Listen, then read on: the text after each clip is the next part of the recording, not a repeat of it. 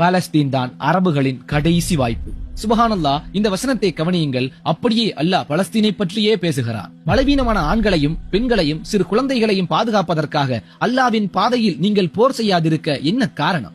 அவர்களோ, எங்கள் இறைவனே, அக்கிரமக்காரர்கள் இருக்கும் இவ்வூரை விட்டு எங்களை வெளியாக்குவாயாக, எங்களுக்காக உன்னிடமிருந்து தக்க ஒரு பாதுகாவலனை அளித்தருள்வாயாக, இன்னும் எங்களுக்காக உன்னிடமிருந்து ஒரு உதவியாளனை அளித்தருள்வாயாக என்று பிரார்த்தனை செய்கிறார்கள். இந்த வசனம் மஹ்தி அலைஹிஸ்ஸலாத்தை காத்துக் கொண்டிருக்கும் பலஸ்தீனியர்கள் துஆ செய்தால் எப்படி இருக்கும்? அப்படியே இருக்கிறது.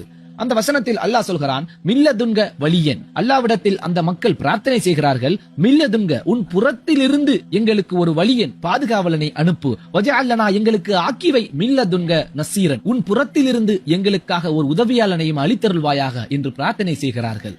இன்று ஆண்களும் பெண்களும் குழந்தைகளும் கொன்று குவிக்கப்பட்டு எதிர்த்து போராடக்கூட சக்தி இல்லாத நிலையில் வாழ்ந்து கொண்டிருக்கும் இந்த பலஸ்தீனிய மக்களுக்காக நீங்கள் ஏன் போர் செய்யாமல் இருக்கிறீர்கள் என்று அல்லாஹ்வே கேட்கிறான். சுபஹானல்லாஹ். எனவே இதுதான் அல்லாஹ்வின் வாக்கு.